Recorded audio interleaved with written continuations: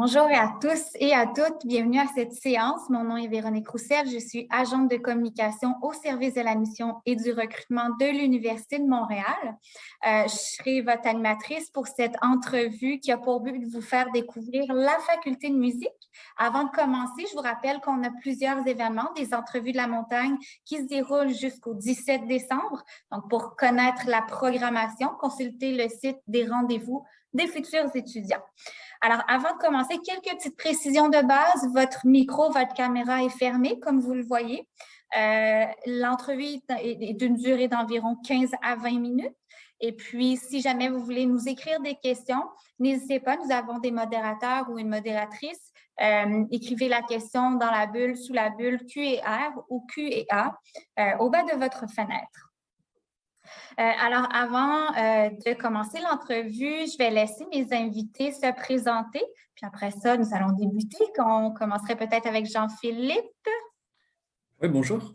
Moi, c'est Jean-Philippe Julin. Je suis étudiant en troisième année de baccalauréat en musique numérique. Bonjour, Jean-Philippe. Héloïse. Bonjour, moi je suis Héloïse Rouleau. Je suis diplômée à la mineure en musique, arts et société à l'Université de Montréal. J'ai ensuite fait une maîtrise à l'Université de Montréal en musicologie et je suis présentement étudiante au doctorante et chercheuse dans le fond à l'Université de Montréal, mais aussi à l'Université de Liège en Belgique. Super, merci beaucoup. Monsieur Perron. Bonjour, je suis Francis Perron, professeur agrégé et responsable du programme de piano d'accompagnement à la faculté de musique et aussi vice-doyen au recrutement, aux relations internationales et aux relations interinstitutionnelles. Parfait, merci chers invités, bienvenue, enchantée. Alors, commençons tout de suite. Nous allons commencer avec Jean-Philippe. Jean-Philippe, qu'est-ce qui vous a attiré vers l'Université de Montréal, l'UDM, comme on l'aime bien l'appeler, puis votre programme, votre domaine d'études? Oui, j'ai toujours eu une passion pour la musique puis pour l'art sonore plus généralement. Donc, il y a 3 ans, j'ai décidé d'en faire mon métier. J'ai regardé les différentes universités sur Montréal, puis la mineure en musique numérique de l'UDM a vraiment retenu mon attention, parce qu'il y a des très bons compositeurs dans le programme de musique numérique, Dominique Thibault, puis Nicolas Bernier, puis plein d'autres. Il y a une offre de cours vraiment très variée. Et ce que j'ai aimé, c'est que c'était ouvert sur de nouvelles disciplines numériques, ce qui permet une grande liberté artistique. Puis il y a aussi juste la grande communauté de l'UDM, avec beaucoup d'étudiants en domaines très variés. Merci. Monsieur Perron, selon vous, quelles sont les qualités, les compétences qu'un étudiant devrait posséder pour réussir à votre faculté? En fait, c'est une grande question que vous posez là, mais je pense qu'elles sont très variées et aussi elles peuvent être très complémentaires. Je pense qu'en général, peu importe la discipline dans laquelle on a envie de se perfectionner, je pense que ça prend beaucoup d'abord de passion et ça prend aussi beaucoup de persévérance, je dirais, et aussi énormément de curiosité, puisque notre métier, je veux dire, les disciplines de la musique sont très variées, mais je pense que le tronc commun de ce que ça demande à un étudiant au niveau des compétences ou du talent comme tel, c'est vraiment une très grande curiosité et aussi un désir, une soif d'apprendre et beaucoup d'investissement, je dirais. Merci. Maintenant, Héloïse, pourrais-tu nous décrire ton environnement de travail? Oui, donc moi, je suis toujours étudiante au doctorat. Donc, en partie, mon environnement de travail reste l'université, les installations. Donc, on parle ici, par exemple, à l'Université de Montréal, c'est les laboratoires de recherche en musicologie. On a des locaux de travail. Mais j'ai plusieurs chapeaux, donc je suis aussi, dans le cadre de mes études, j'ai pu rencontrer un réseau de chercheuses et de chercheurs avec qui j'ai des projets, avec qui j'ai d'autres tâches, comme par exemple, on a un projet de recherche en archives pour la Société de recherche et de diffusion de la musique haïtienne, donc avec qui je travaille. Avec d'autres étudiants dans le domaine de la médiation de la musique, on a cofondé un organisme qui s'appelle le MEMUC pour les médiateurs et médiatrices de la musique du Québec. Donc, ça, c'est un tout autre environnement environnement de travail qui concerne plus l'action sociale, l'implication au niveau culturel, donc plus au niveau pratique. Sinon, je fais aussi partie de l'équipe éditoriale des cahiers de la Société québécoise de recherche en musique. Donc, ça, c'est plus l'aspect édition, rédaction, donc des collègues plus musicologues, mais qui participent à la diffusion de la recherche. Donc, c'est pas mal avec ces différents chapeaux-là. Je côtoie aussi les professeurs. Dans le fond, c'est aussi... et on a la chance à l'Université de Montréal d'avoir un rapport assez horizontal avec les professeurs. Si je peux comparer, présentement, je fais mes études en Europe aussi. Donc, c'est assez agréable de pouvoir aussi s'intégrer au projet de recherche. En tant que chercheuse, c'est assez motivant de rester un petit peu dans le milieu académique et d'avoir ces opportunités-là. Oui, t'es partout.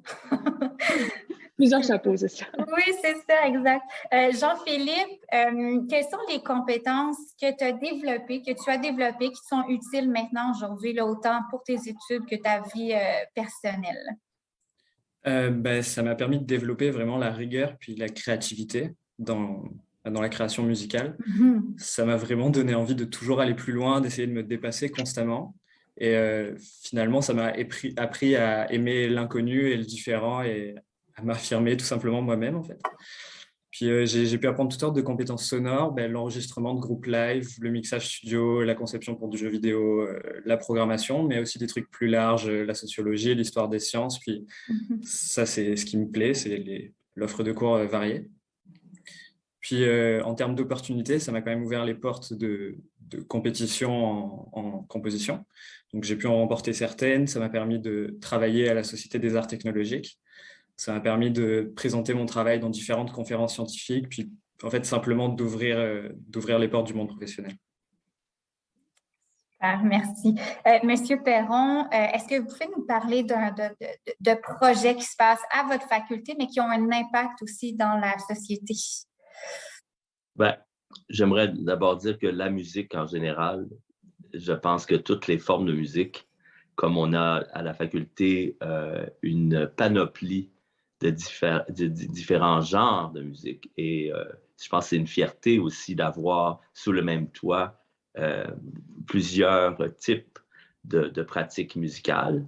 Et je pense que déjà ça, la musique a un impact sur la société. Point. Alors, mais maintenant, si on parle de nous un peu, alors il y a tellement de projets qui ont lieu. Héloïse a parlé de la recherche. Il y a énormément de laboratoires. Il y a un laboratoire de recherche, bien sûr. Il y a des projets de recherche, musique et société, la médiation de la musique. On a des chaires de recherche du Canada, on en a une. Il y a tout ce qui est création contemporaine, qui a énormément d'impact, ne serait-ce que la composition numérique, mais aussi la composition plus traditionnelle ou même la création d'opéras contemporains. Il y a énormément de projets qui ont lieu là-dessus. Il y a aussi, bien sûr, les grands ensembles de la faculté qui sont très porteurs, c'est-à-dire qu'on a le Big Band, par exemple, on a l'opéra, on a l'orchestre symphonique. Je veux dire, alors on a beaucoup de visibilité, puis je pense qu'on rejoint énormément de monde à travers ces activités-là. Et ce qui est merveilleux, c'est que les gens de l'extérieur aussi peuvent voir ce qu'on fait en nos murs, nos laboratoires, mais je veux dire, on est aussi on a une fenêtre de visibilité. Puis ça, je pense que c'est très porteur. Il y a aussi l'école des jeunes qui a aussi un impact sociétal très intéressant. Et puis, le fait qu'on veuille investir justement dans la formation des jeunes avant même qu'ils viennent à l'université comme tel, comme étudiants réguliers.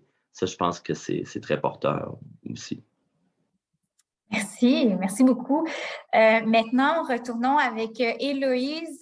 Peux-tu nous dire, en fait, au niveau de tes études au premier cycle, où sont rendus tes collègues avec qui tu avais étudié?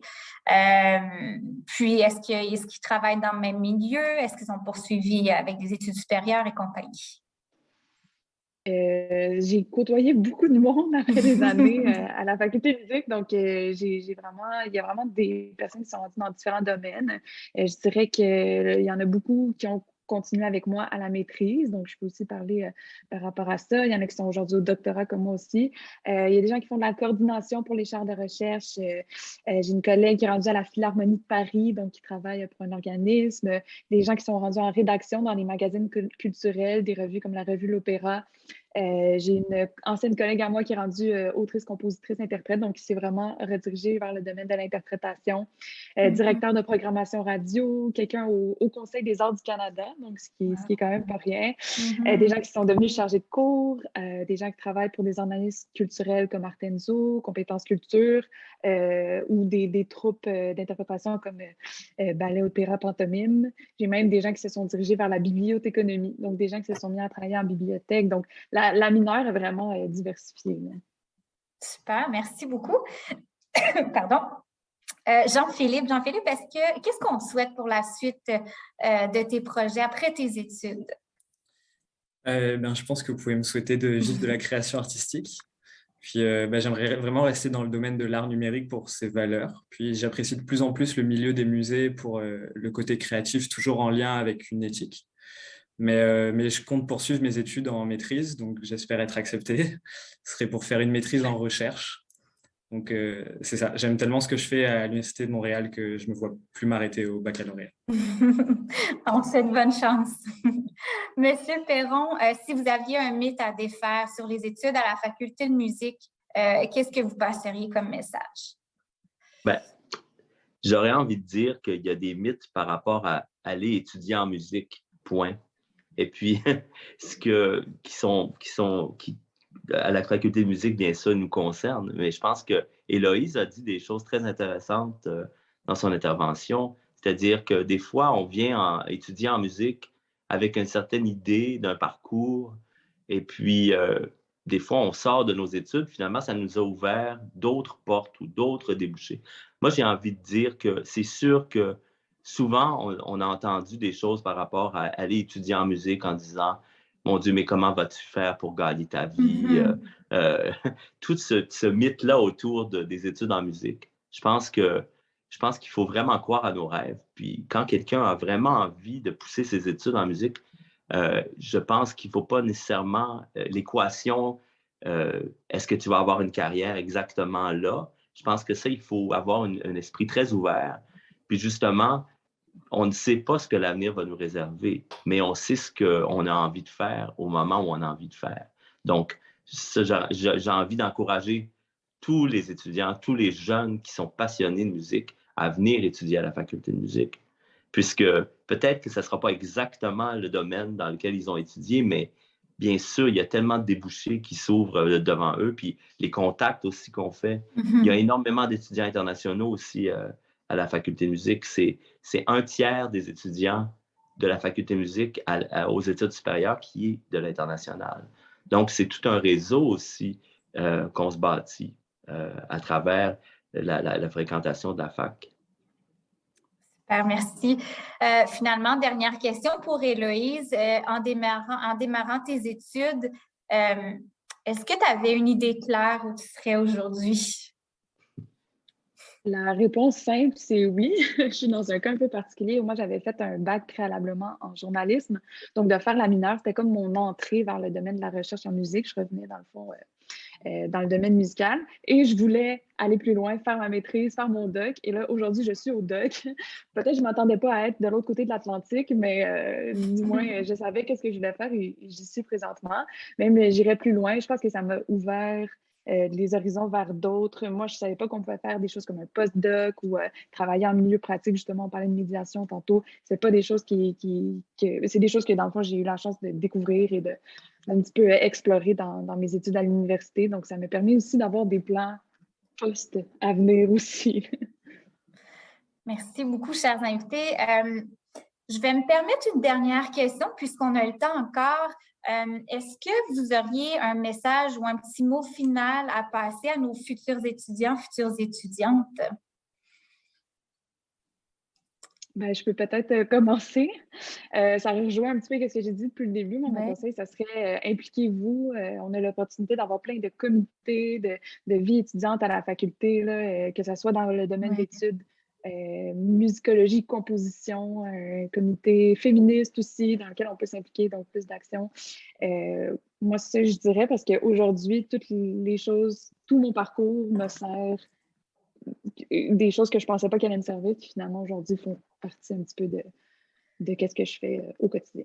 Oui, ça fait beaucoup de sens, hein. Étudier ou être étudiant, c'est pas seulement, ben c'est ça, être sur les bancs d'école, s'impliquer, tu apprends aussi de ça. Donc, merci pour ce message. Avez-vous d'autres messages à nous passer, chers invités? Ce Moi, serait, j'aurais... ah, pardon, ben ah, moi, ce serait un peu dans la même lignée, en fait, de rester ouvert, puis de ne pas avoir peur d'essayer de nouvelles matières, puis c'est ça, de toujours rester ouvert vers de nouveaux horizons, parce que c'est ça qui est chouette à l'université aussi, c'est d'apprendre des choses où on ne pensait pas que ça nous intéresserait autant, puis c'est toujours intéressant d'apprendre. Effectivement. Monsieur Perron. ouais, juste un petit mot pour dire que, ben, parce que au nom de la direction, puis au nom du corps professoral, quand même de dire que je pense qu'une caractéristique de la Faculté de musique de l'Université de Montréal, c'est justement la préoccupation de nos étudiants, c'est-à-dire on a à cœur que les parcours soient